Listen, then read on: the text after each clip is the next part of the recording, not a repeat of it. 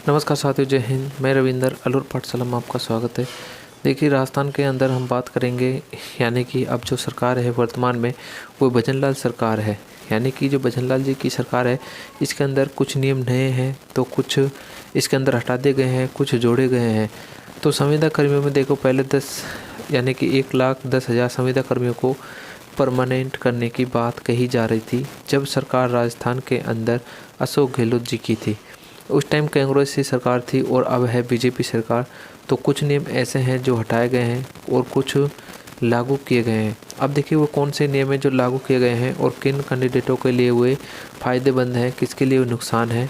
तो ये सारी की सारी बातें हम इस वीडियो के अंदर करने वाले हैं। आपको बस क्या करना है कि वीडियो को लास्ट तक देखना है। और आप अगर हमारे इस चैनल पर पहली बार विजिट कर रहे हैं तो सबसे पहले जाकर हमारे इस चैनल को सब्सक्राइब करें और साथ ही बेल आइकन बटन को ज़रूर दबा लीजिए।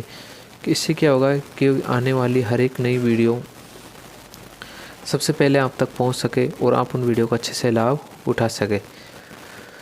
देखिए, राजस्थान के अंदर जो संविदा कर्मी थे परमानेंट नहीं हुए हैं, लेकिन अब मैं आपको बता दूं कि जो संविदा कर्मियों को रिटायर किया गया है और कुछों की जो सेवाएं वो समाप्त कर दी गई हैं, तो उनकी एक सूची तैयार की जाएगी। और जो नई संविदा कर्मी भर्ती है जो मैंने आपको बताई थी, यानी कि 10,228 पद, उनमें उनको क्या शामिल किया जाएगा या नहीं किया जाएगा, ये भी बच्चों का डाउट्स है। देखिए, जो नई संविदा कर्मी भर्ती आएगी उनमें से उनकी सूची तैयार की जाएगी और वो सूची किस आधार पर की जाएगी वह भी मैं आपको बता देता हूँ।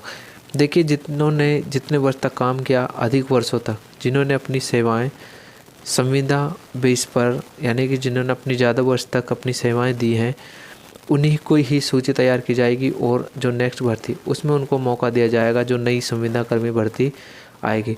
और उनको देखो, परमानेंट तो करने की बात दूर है, 2,000 ऐसे संविदा कर्मी हैं जिनको रिटायर कर दिया गया है, उनकी सेवाएं समाप्त कर दी गई है, वो सारी सेवाओं से वंचित हो गए हैं। देखो, ऐसे में बहुत बेरोजगारी देखने को हमें मिलेगी। और देखो, अगर हटा दी गई है, यानी कि उनकी सेवा समाप्त कर दी गई है, तो उनकी बेरोजगारी सबको दिखेगी, बल्कि ऐसा होना नहीं चाहिए था। अब देखिए, इसके लिए कुछ नई अपडेट है वो मैं आपको बता देता हूँ। देखिए, 4966 पद, यानी कि 4,966 मनरेगा संविदा कर्मी हो गए हैं अब परमानेंट। यानी कि इतना की तो इन्होंने सूची तैयार कर दी गई है।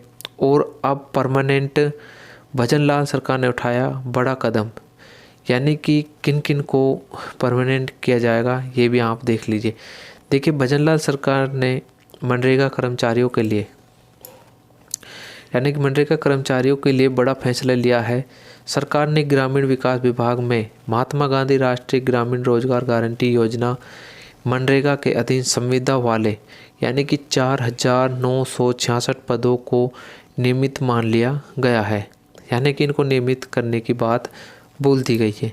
उसके बाद देखो, भजनलाल जो गवर्नमेंट है, ये राजस्थान में भजनलाल सरकार ने नरेगा में संविदा पर कार्यरत कर्मचारियों को बड़ा तोहफा दे दिया है, क्योंकि ग्रामीण विकास विभाग ने महात्मा गांधी राष्ट्रीय ग्रामीण रोजगार गारंटी योजना, यानी कि जो मनरेगा है, के अधीन संविदा वाले 4,966 पदों को नियमित मान लिया गया है। देखिए, नेक्स्ट है संविदा कर्मियों को नियमित करने के 2022 के जो नियम है, यानी कि contractual hiring to post rule, ये कौन सा है, 2022 का। इसी नियमों के अंतर्गत ये आदेश जारी कर निकाला गया है। तो ये संविदा वालों के लिए बताया है।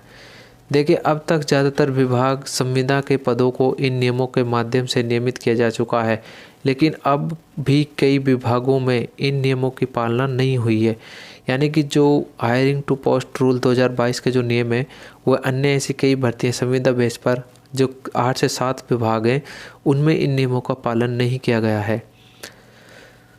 देखिए, इनकी जो नियमितता है, यानी कि जो परमानेंट है, इसके आदेश जो हैं वो ग्रामीण विकास उप सचिव प्रशासन बाबूलाल वर्मा ने जारी किए गए हैं, इनको नियमित करने के सवाल।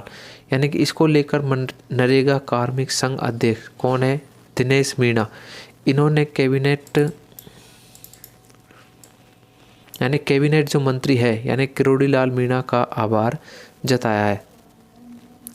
देखिए, ग्रामीण विकास विभाग के इन पदों पर मनरेगा में संविदा पर 9 साल जो कार्य करने के अनुभवी कर्मचारियों को 2022 के नियमों के अंतर्गत नियमित किया जाएगा और ग्रामीण विकास विभाग के अनुसार जो कनिष्ठ तकनीकी सहायक के 1698 पद निकाले जाएंगे और ग्रामीण रोजगार सहायक के 1548 पद जो है निकाले जाएंगे और डाटा एंट्री सहायक के निकाले जाएंगे 699 पद।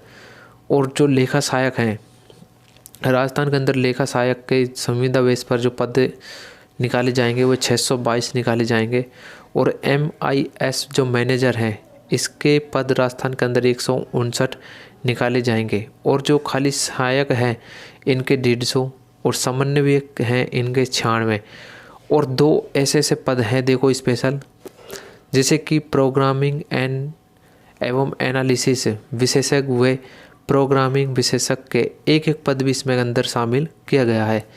उसके बाद देखो मनरेगा वही मनरेगा योजना है जो केंद्र सरकार ने 2005 में राष्ट्रीय ग्रामीण रोजगार गारंटी की शुरुआत की थी।